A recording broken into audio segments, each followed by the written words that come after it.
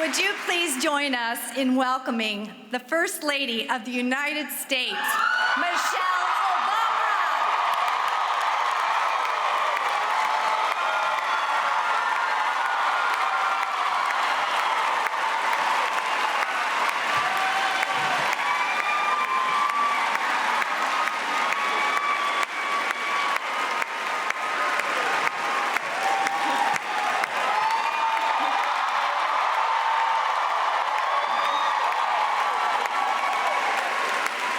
Good morning.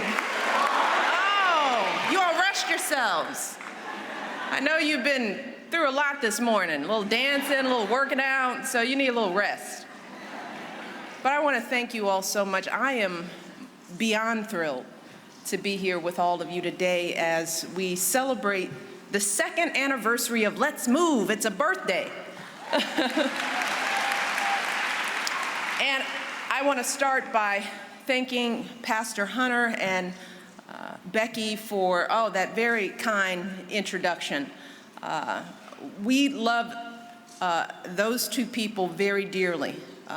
They are tremendous role models to our family, to their community, to this nation, and I am grateful that they're hosting us here today. So let's give them a wonderful round of applause. Thank you so much. I also want to thank Nemours for their support for today's events and for their partnership in so many of our Let's Move initiatives. And finally, I want to thank all of you. We have got folks here from more than 120 congregations and organizations representing at least 15 different faiths and denominations. But we are all, that's wonderful. That is wonderful. And you're here on a Saturday morning, which is another wonderful thing. Now that's some commitment, like that. But we are all here today for one very simple reason, because we love our children, and we are determined to build a future that is worthy of their promise. That's what so many of you are doing every day in your congregations and in your communities. Whether you volunteer with a homeless ministry of a food bank, whether you're fighting for better health care or a cleaner environment, every day, so many of you are taking on the most urgent challenges of our time. Every day you're serving God by serving others. Every day you're proving that when we come together to do good works, no challenge is too big, no problem too hard, and there is no such thing as a hopeless cause. No such thing. And that, more than anything else, is the story of Let's Move. It's the story of a very serious challenge, a challenge that many of us believed was too big, too complicated, too entrenched for us to solve. And that problem is our epidemic of childhood obesity. I mean, the fact that right now, 1/3 of our children are overweight or obese, and they're at risk for serious conditions like diabetes, cancer, heart disease, that undermine their health, that diminish their prospects, and they cost our economy billions of dollars each year. But the story of Let's Move is also the story of individuals and organizations from every sector of our society who have stepped forward to meet this challenge. It's the story of food manufacturers who've pledged to cut 1.5 trillion calories from their products. Companies like Goya Foods that are giving our families the information they need to make healthy choices about what they eat. Local grocers and national chains like Walgreens, SuperValue, they're building new supermarkets and selling fresh food in 1,500 underserved communities in this country.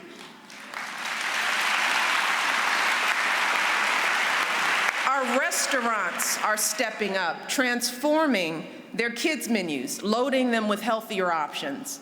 Our mayors out there across the country, they're planting gardens, they're refurbishing parks.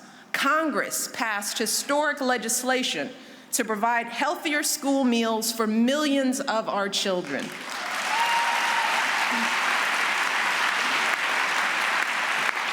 More than 3,400 professional chefs have signed up to help local schools improve their menus. And then there are our celebrities. Everyone from Beyonce to LeBron to Drew Brees are serving as role models, inspiring our kids to dance, dribble, and pass their way to a healthier life. And it's important to know that all these folks are doing these things not just as business leaders who are concerned about their bottom lines, not just as elected officials serving their constituents or as celebrities promoting a cause. They're doing this as parents and grandparents who care about our nation's children. They're doing it as citizens who know that we as a country cannot fulfill our promise unless our children can fulfill their promise. And they're doing it because they know that when children here in one of the nation's richest nations on earth aren't getting the nutrition they need, when 1 in 3 of our children is on track to develop diabetes in their lifetimes, that means it's time for us to act. Because this isn't who we are, and it certainly isn't who we want to be. I mean, we know that something better is possible for our children, and we are determined to solve this problem once and for all. But we know that if we truly want to end our obesity epidemic so that our kids can have a healthier future, then we have to understand, how do we get here in the first place? How do we wind up here? So I want you all to think back. Think way back, especially the grown folks like me. Think back to when many of us were kids, all those years ago. Now the children, you might not even understand how life was back then. Most of us led reasonably healthy lives. I mean, we walked to and from school every day, rain or shine. Amen. And in Chicago, where I was raised, we did it in the hail, sleet, snow, gale force winds. Yes, I sound just like my grandfather. Never thought I would. Back then, our TVs only had a few channels. You remember that? Just a handful of channels. And when those Saturday morning cartoons were finished, we were done with TV. That was it. It was over. Once American Bandstand and Soul Train were over, you had to go outside and play, right? And back then, playing did not involve a screen or a remote control. It meant actually moving your bodies. It meant riding bikes, jumping double dutch, playing tag until our mothers called us in for dinner. And then when we ate that dinner, we all sat around the table as a family. Yeah. And our food wasn't fancy. And because we didn't have a lot of money, the portion sizes had to be reasonable, right? There was always a vegetable on the plate. And we ate whatever we were served.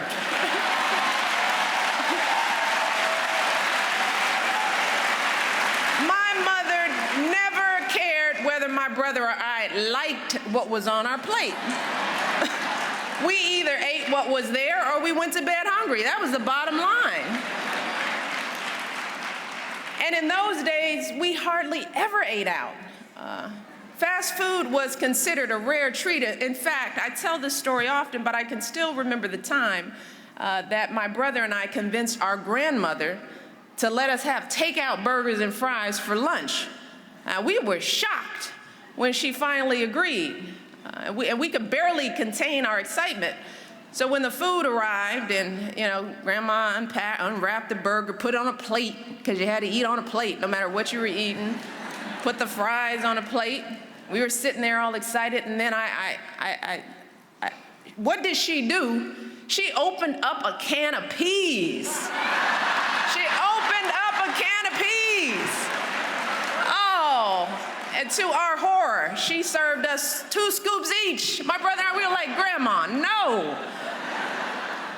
Because fast food or not, for my grandma, she believed in feeding her family a balanced meal at every single meal. Every single meal. See, back then, our society was structured so that healthy eating and exercise were just natural parts of kids' lives, all our lives. We didn't have to think about it. That was just the way it was. But today, unfortunately, it's the exact opposite. It's the exact opposite. I mean, many kids no longer attend neighborhood schools. So instead of walking or riding their bikes to school, they're taking a bus or a car. Instead of just a few hours of cartoons on weekends, there are entire networks devoted to children's programming, and the internet is available 24/7. That was just never an option for us. So today, when our kids go and play, that often means they're sitting in one place for hours, clicking, typing, texting away, not moving a lick. And for many folks, those wholesome family meals are unfortunately a thing of the past. See, a lot of our families today are living in communities without a single grocery store. So they have to buy their food at places like gas stations or corner stores, places with few, if any, healthy options. And frankly, a lot of parents today are just plain tired. I mean, folks are working longer hours to make ends meet, and everyone's under more stress. And as much as we all hate to admit it, sometimes it's just easier, to park the kids in front of the TV so that we can get a little time to pay the bills, do the laundry, just get a few hours of peace, right? It's a little peace. That's all we want. Sometimes it's just easier to pick up something from the drive-thru, pop something in the microwave. And if we're really being honest with ourselves, we have to admit that even when we do cook, we don't always make the healthiest choices. And that's really where this gets personal and emotional. Probably why some people think this is a very complicated issue. You see, for so many of us, food is more than just nourishment for our bodies. It's how we knit our families and our communities together. It's how we pass down traditions from generation to generation. I mean, how many of us find ourselves looking forward to that fried chicken and mac and cheese pound cake after church on Sunday? I mean, some people come to church just for the fried chicken. How many of us have those warm, wonderful memories of family and friends gathering in the kitchen? We still do that at the White House. There's a little bitty kitchen, big old house, everybody's sitting in the kitchen. No matter where you're sitting in the kitchen. I'm not cooking, but.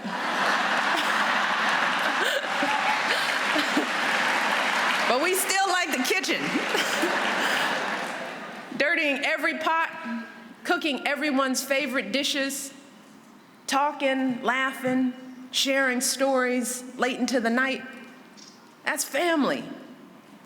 And whether it's Christmas, supper, Passover, Seder, Iftar, dinner, I mean, so many of our most sacred holidays revolve around food. All those familiar smells and tastes and the memories that go along with them, all of that brings us joy and comfort. I mean, times may be tough and money may be tight, but at least we can still serve up Uncle Joe's ribs or Abuela's arroz con pollo, huh? That's how we show our families that we care about them, right? No matter what culture we come from, no matter what faith we believe in, for so many of us, food is love. Food is sometimes all we have. And that is a beautiful thing. And we don't ever want to give that up, right? And unfortunately, we don't have to. Fortunately, we don't have to. We can still show that love. We can still honor those traditions, and we can do it in a way that's healthy for everyone, especially our kids. But we're going to have to make some changes, some modifications to adapt these traditions to our way of life today. And ultimately, that's what Let's Move is really trying to do. We know that government doesn't have all the answers. Know that there is no one-size-fits-all program or policy that will solve this problem. Every family and every community is different.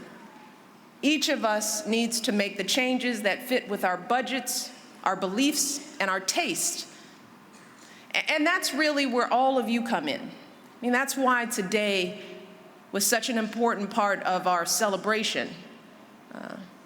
Because that is what our faith communities do best. You inspire and empower people to make meaningful changes in their lives. Sometimes folks won't do it if it wasn't said right here, right? You serve as a beacon for those who are lost, a refuge for those who've been forgotten. You're there for people during some of the most important moments of their lives, offering counsel on family matters, providing comfort in times of crisis, guiding folks on every mile of their journeys. That's why people come. And our faith communities don't tend only to folks' spiritual health, but to their emotional and their physical health as well. I mean, think for a moment about the scripture that tells us that our bodies are temples given to us by God.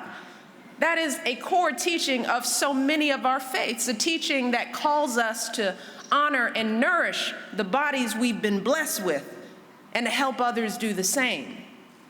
So it's no accident that this church hosts classes to help folks lead healthier lives. It's no accident that long before we ever started Let's Move, so many congregations were already sponsoring health ministries and fitness classes, hosting food pantries and summer nutrition programs for our kids. So as part of Let's Move, we wanted to work with you from the very beginning. We wanted to learn from our faith communities, and we wanted to do everything we could to support and highlight your magnificent efforts. And that's why we started a special program called Let's Move Faith and Communities, to challenge more of our organizations and congregations to take up this cause. And just like everywhere else, the response to this initiative has been overwhelming. I mean, all kinds of faith communities have been stepping up. Muslim community leaders are hosting sports tournaments to encourage young people to get active. The Jewish Community Centers Association is working with JCCs around the country to grow gardens and to get fresh food in underserved areas. And they're creating early child wellness programs. Groups like the National Council of Churches have joined with an organization called Ample Harvest to help gardeners donate fresh produce to 4,700 of their local food pantries. The National Baptist Convention is aiming to have health ambassadors at all of their nearly 10,000 churches by September. And some of their churches have already created no-fry zones in their congregations. Now, it's been a little tough, but with just a little effort, the congregations have accepted this. They're also hosting Taste Test Sundays, where people can sample healthy food. All together, the members of Let's Move Faith and Communities have sponsored more than 1,000 summer nutrition sites, providing millions of healthy meals for children in need. And these congregations and communities have walked more than 2.8 million miles. That's very impressive. Very impressive. And let's not forget that all of this represents the efforts of just a tiny fraction of our faith and community organizations. Just a tiny fraction. That's what they've done in just a short period of time. So just imagine what we could achieve if every single organization and every single congregation in America got involved in this way. Just imagine. I mean, imagine how many children we could feed. Imagine how many miles we'd walk. Imagine how many lives would be transformed. So today, I have just one simple request for congregations and organizations across America, and that is join us. Join us. Be a part of this effort. Join us. If you're in a leadership role, make wellness a priority, both with words and with deeds. And talk about the importance of healthy eating and physical activity with your members. Get organized. Get organized by creating a wellness council or a ministry, appointing a health ambassador to lead the charge. I mean, there are so many natural leaders in our congregations who are just waiting to be tapped. Maybe there's a gardener who's been growing food in her backyard who wants to help the church out, or maybe there's a nurse or a dietitian, a community health worker who's eager to share their expertise. Maybe there's somebody who's just a great cook, right? And knows how to make some good, healthy snacks that taste good too, right? And once you've gotten organized, I want you to take action. Don't hold back. On this one, the sky should be the limit. You can host cooking classes or a farmer's market. I just tried Zumba, which is like, that's pretty good. See? We got a lot of Zumbas. If we're Zumbaing after church, man, look out. You can take your youth group on a weekend hike, or better yet, a weekly jog. They will love the time spent with an adult. You can try substituting fresh fruit and vegetables for those donuts and coffee cake after service, right? And anyone who is interested for additional ideas, tools, resources, you can go directly to the website at letsmove.gov. There are so many fun things, ways people are doing. There's so many creative activities happening in congregations and in communities across the country. And I hope you all will be inspired to do even more. And whatever you do, I want to know about it. Tell me about it. Whatever you're doing out in your congregations, I want you to email me. I want you to write me. Even better, I want you to send me a video of what you're doing, because today I'm announcing, listen up, that Let's Move is starting a video contest. And we're asking faith and community organizations to show us the best examples of the healthy changes that you're making. And you know what, the winners, you know what we're going to do? We're going to invite them to the White House this summer. Come on to the White House.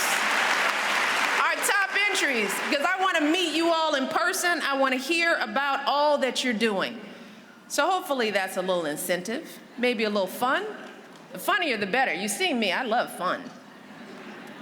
So I really do hope that all of you here and congregations and organizations across this country will embrace these efforts on behalf of our children. Because we all know that we are our children's first and best role models. No matter what they see or hear, we're it. And if we embrace this work, our kids will embrace it. If we're excited about it, then they will be excited about it too. And it won't be easy.